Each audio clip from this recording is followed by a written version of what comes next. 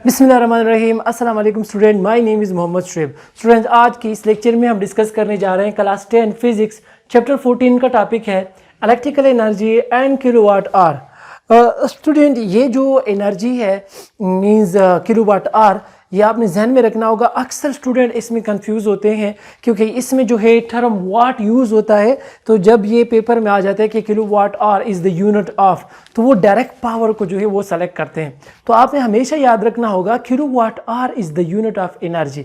ये अक्सर एमसीक्यूज़ में आता है, इसके वैल्यू एमसीक्यूज़ में आती है। मैंने आपको अभी भी बताया, ये एक एमसीक्यूज़ है जो मैंने अभी बताई है। इसके बाद मैं लास्ट में भी एक एमसीक्यूज़ बताऊँगा और ये शॉर्ट क्वेश्चन में भी आ सकता है, प्रूफ में भी आ सकता है। और एमसीक्यूज़ में तो इसके चांसेस जो है 95% जो होते हैं कि वो किसी भी पेपर में जो है मैट्रिक का जब पेपर बनता है तो इससे एमसीक्यूज़ मस्ट आता है। तो आपने जहन में रखना होगा कि किलोवाट आवर क्या चीज़ है और उसकी वैल्यू कितनी है। तो आप मैं फिर से बता देता हूँ यहाँ पे कि किलोवाट आवर जो है ये यूनिट है एनर्जी की। आपने जहन में रखना होगा, यहाँ पे आपने वाट को देख के जो है डिसाइड नहीं करना है, क्योंकि अक्सर स्टूडेंट जब वाट को देख लेते हैं तो वो डायरेक्ट कह देते हैं कि this is the unit of power. अगर आपको याद हो, हमने प्रीवियस लेक्चर में बात की थी कि पावर जो है W डिवाइडेड बाई T, ठीक है, W divided work done divided by time, या E divided by T, energy divided by time, ठीक है। अब देखो, पावर वो तो वाट के साथ रिलेटेड है, ठीक है। यहाँ पे एनर्जी है वो तो है जूल, और टाइम लेट टाइम के यूनिट में आर लेता हूँ, ठीक है। टाइम के यूनिट में क्या लेता हूँ? आर लेता हूँ। तो अब अगर मैं इसको यहाँ पे मल्टीप्लाई कर दूँ, इसके साथ मल्टीप्लाई करूँ तो हमारे पास क्या हो जाएगा? वाट और आर आ जाएगा। और ये किस चीज़ के बराबर है? जूल के बराबर। तो जूल किस चीज़ की यूनिट है? Unit of energy. और ये वाट आर आ गया। देखो यहाँ पे क्या चीज़ है हमारे पास? What are. देखो वाट आर। तो इसलिए हम कहते हैं कि watt are is the unit of energy, not unit of power. ये आपने जहन में रखना होगा। ये एक एमसीक्यूज है। एमसीक्यूज में किस तरह आता है कि kilowatt hour is the unit of energy, power, current, charge and so on. कोई भी टर्म आ सकता है, तो आपने डायरेक्ट सेलेक्ट करना होगा किस चीज़ को? एनर्जी को। अब जो है हम बात करते हैं कि ये कितनी अमाउंट ऑफ एनर्जी है, और ये जो है हमें कैसे पता चलेगा कि इसका न्यूमेरिकल वैल्यू या इसका मैथमेटिकल वैल्यू कितनी है। तो आपने ध्यान में रखना होगा। यहाँ पे हम डेफिनेशन की तरफ आते हैं कि it is the amount of energy consumed by an electrical device of power 1 kilowatt running continuously for 1 hour. क्या मतलब हुआ कि अगर हमारे पास कोई एक डिवाइस है, ठीक है, इलेक्ट्रिकल पावर जिसकी हमारे पास कितनी है, वो है 1000 वाट। 1 किलोवाट, यहाँ पे 1 किलोवाट लिखा हुआ है। 1 किलोवाट मीन्स 1000 वाट।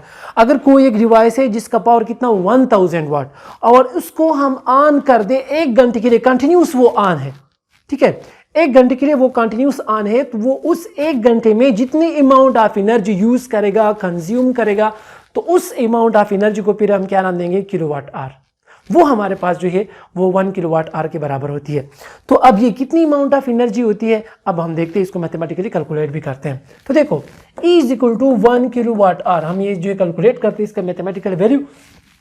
अब देखो, E इज इक्वल टू 1 अपनी जगह, किलो किस चीज़ के बराबर है? 1000 वाट W, और R जो है मल्टीप्लाइड बाई 1 आवर मैंने लिख लिया। Similarly again E is equal to 1000 multiplied by 1 से वही 1000 वाट आ जाएगा। और 1 आवर जो है इसको मैं जो है, क्योंकि सेकंड्स में हमने कन्वर्ट करना है, टाइम की यूनिट हम सेकंड में लेते हैं, तो 60 मिनट से, जबकि 1 मिनट में फिर कितने सेकंड्स होते हैं? 60 सेकंड्स। तो हमारे पास आ जाएगा E इज इक्वल टू 1000 वाट, और 60 मल्टीप्लाइड बाई 60 से कितना आता है? 3600 सेकंड्स। मीन्स 1 घंटे में हमारे पास 3600 सेकंड्स होते हैं। इसके बाद जब हम इन दोनों को मल्टीप्लाई करते हैं तो हमारे पास आ जाएगा, ये कितनी जीरोज है? 2 जीरोज, यहाँ पे 3 जीरोज, तो टोटल 5 जीरोज, और उसके साथ जो है 36, ठीक है।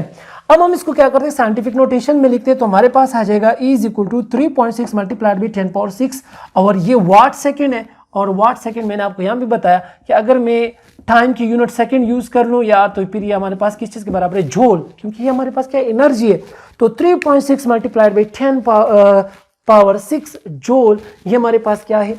ये 1 किलोवाट आवर जो है ये एनर्जी है हमारे पास, जो कि कंज्यूम करता है कोई एक डिवाइस जिसका पावर कितना? 1 किलोवाट हो, और इसको हम कितने टाइम के लिए ऑन करें?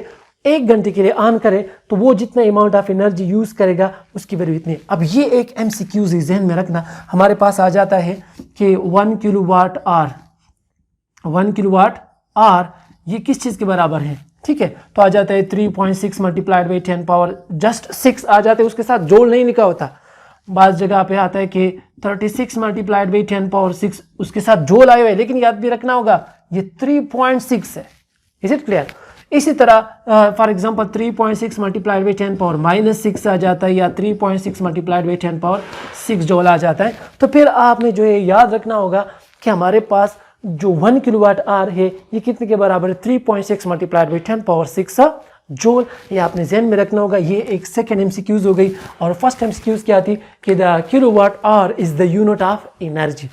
अब देखो स्टूडेंट, यहाँ पे हम ये बात कर लेते हैं।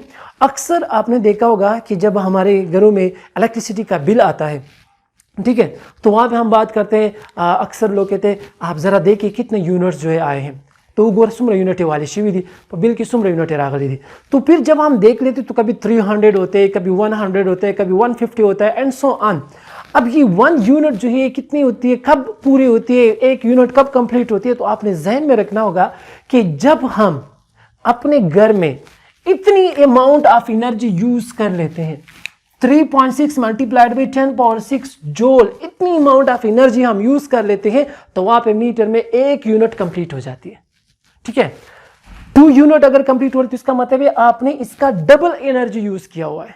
3 यूनिट मीन्स आपने इसकी ट्रिपल एनर्जी यूज की, मतलब कि इतनी अमाउंट ऑफ एनर्जी जब आप यूज करते हैं तो वहां पे मीटर पे 1 यूनिट कंप्लीट हो जाती है।